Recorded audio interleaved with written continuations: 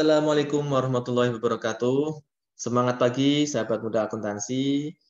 Nah, kita akhirnya sampai ke bagian yang tidak kalah seru, yaitu warranties ya. Jaminan ini kita pernah belajar tentang warranties, tapi waktu itu membahas tentang dari sisi liability-nya ya. Nah, sekarang warranties juga kita lekatkan dengan bagaimana penjual itu bisa melakukan proses pengakuan pendapatan ya. Secara umum kita pahami teman-teman ya, yang namanya warranty itu garansi itu adalah jaminan yang diberikan oleh penjual kepada pembeli bahwa produk yang dijual telah memenuhi spesifikasi yang disepakati dalam kontrak ya. Jadi si penjual itu menjamin produk yang dia jual sesuai dengan spesifikasi yang dia kontrak, yang ada di kontrak, yang sesuai dengan dia janjikan gitu ya. Jadi kalau ternyata ada, jadi kayak ini kayak mirip rate of return gitu ya. Kalau rate of return kan memang barang itu dikembalikan, ya, kita terima uang kas gitu ya. Kalau ini barangnya kita perbaiki gitu loh. Barangnya kita perbaiki ya. Misalkan kita jual dispenser rusak, nah, ada jasa servis dispensernya gratis misalkan gitu ya. Itu beda ya dengan rate of return. Barangnya nggak dikembalikan, cuman ini ada pengeluaran-pengeluaran yang dilakukan oleh perusahaan selaku penjual untuk memperbaiki produk yang dijual kepada pelanggan. Nah, di sini kita mengenal ada dua jenis warranty ya, teman-teman ya, assurance type warranty dan service type warranty. Bedanya apa? Kalau assurance type warranty itu adalah garansinya itu sudah masuk dalam harga jual. Jadi tidak dijual secara terpisah istilahnya. Sementara kalau service type warranty itu garansinya dijual secara terpisah sehingga dianggap sebagai performance obligation sendiri ya. Jadi di sini ada dua, assurance type warranty itu tidak bisa dijual ke yang lain karena dia memang melekat ke harga jualnya. Tapi kalau service type warranty si perusahaan penjual ini bisa melayani ini ke pelanggan lain yang mungkin tidak belinya sama dia ya, karena ada harganya tersendiri ya. Di sini bedanya apa? Kalau assurance type warranty dari sisi pengakuan pendapatan, maka karena tidak termasuk dalam kewajiban terpisah, maka tidak ada semacam pendapatan ya yang berasal dari kewajiban assurance type warranty ini.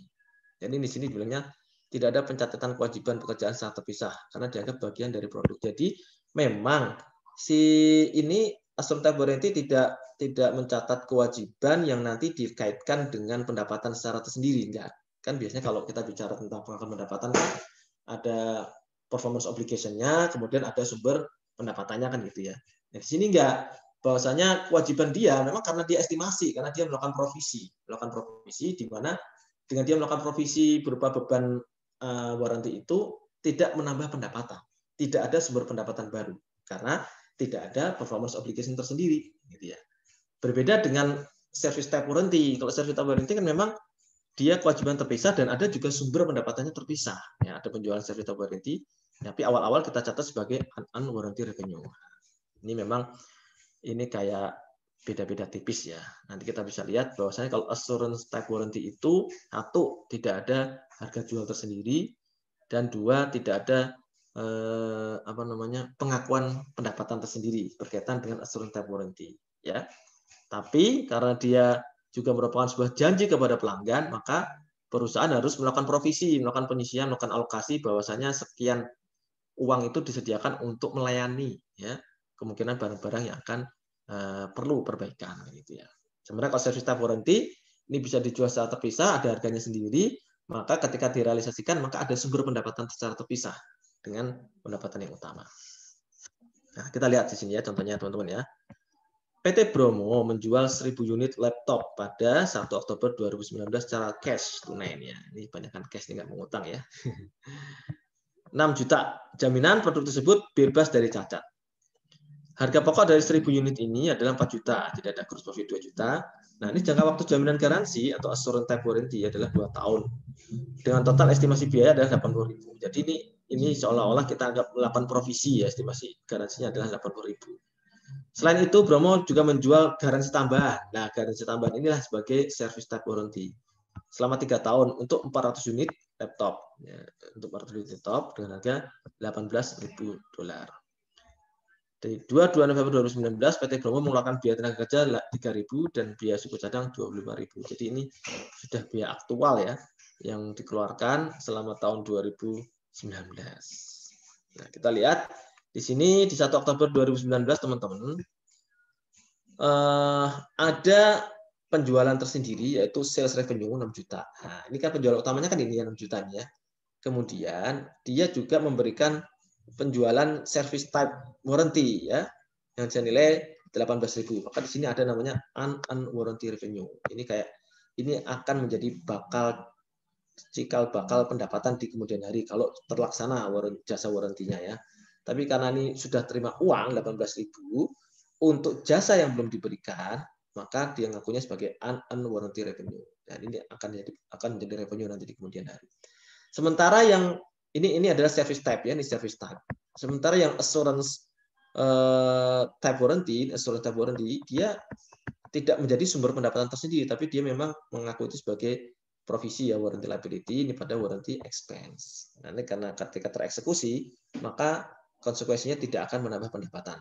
Beda dengan ini ya, kalau unwarranty revenue ketika tereksekusi, terlaksana servisnya, maka akan diakui sebagai pendapatan. Tapi kalau ini enggak. Ini hanya memang pendapatnya sudah melekat di yang 6 juta ini. Pendapatan yang asal tapi sudah melekat di 6 juta. Nah, ini yang kita sebut dengan satu kewajiban. Ini ya, teman-teman di 1 Oktober 2019. Kemudian di beberapa bulan kemudian atau tepatnya 1,5 bulan kemudian, ternyata perusahaan ini mengeluarkan uang tenaga kerja 3.000 dan biaya suku cadang 25.000. Ya udah, berarti warranty liability-nya yang kita kuranginya. Udah benar-benar terlaksana sebagian ya 28.000. Maka di sini ada sales and wages payable dan inventory sebagai spare part-nya adalah 25.000. Ini ya teman-teman ya. Ini berkaitan dengan ini berarti pelaksanaan assurance type warranty.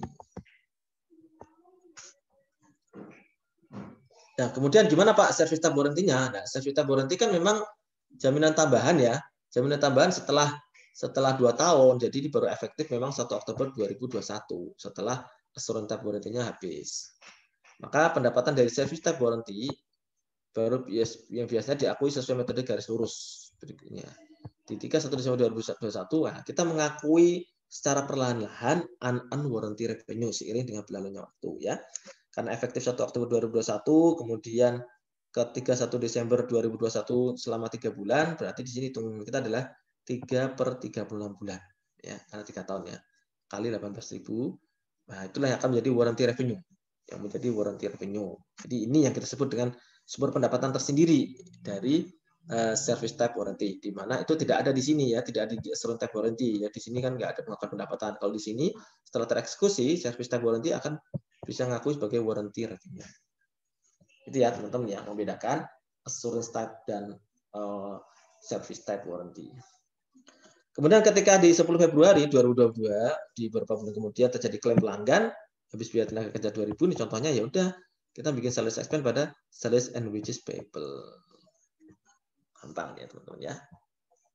Oke, sampai di sini ada pertanyaan teman-teman?